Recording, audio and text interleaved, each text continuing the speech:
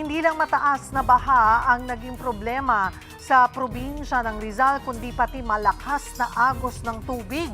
Para sa update, magbabalita si Mobile Journal Jazz Paredes. Jazz, kumusta na ang sitwasyon dyan?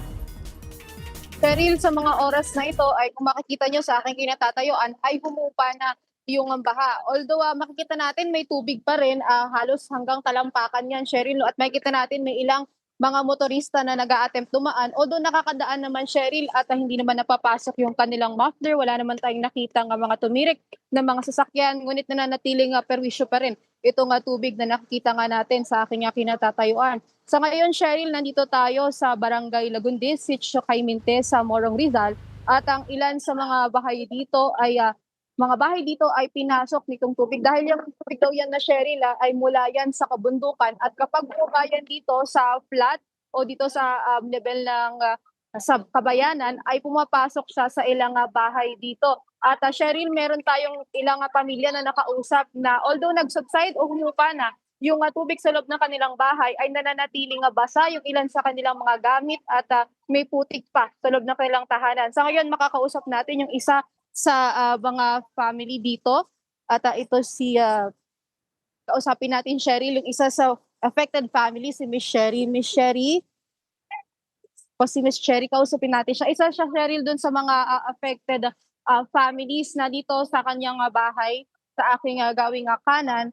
Ito, napasok ito ng tubig.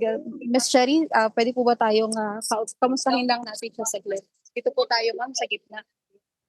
Ma'am Sherry, kamusta po yung ating lagay? Basa pa rin po ba yung loob ng bahay? Opo, basang-basa po ang aming mga gamit sa bahay. Hindi na po kami nakakapaglabas sa loob po ng isang linggo ng mahigit.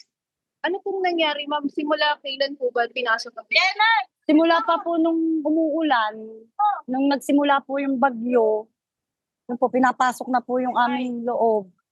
Siguro po hanggang saan po inabot? Sa loob po ng bahay namin, hanggang tuhod po. Hanggang tuloy po. Kamusta naman po? Marami tayong mga basang gamit. Marami po kaming nabasang gamit tulad po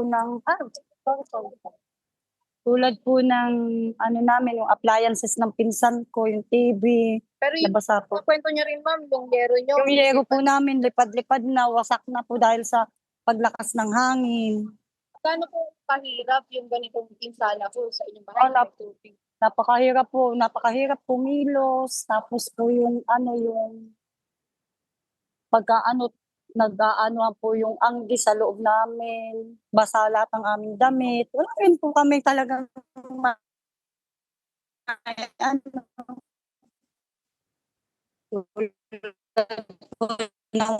wala rin din kami pagkain. Panahon. Sana nga po. Maraming salamat. Salamat din po. Salamat.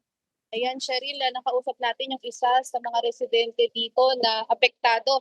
Ngayon, makita natin medyo dumubuti na yung lagay ng panahon at hindi na rin umuulan. Pero kanina, biglang umaraw, biglang uminit ang panahon habang may konting pag-ambon. Pero inaasahan natin, Cheryl, na until now, hindi pa rin stable o hindi pa rin magpapatuloy itong pag-araw. Dahil makita natin, kanina nag-start tayo ng report, medyo maaraw. Pero ngayon, Cheryl, umalakas na naman yung ulan at mayroong konti pa rin pag-ambon. Cheryl. Maraming salamat at mag-iingat kayo dyan. Mobile Journal Jazz Paredes.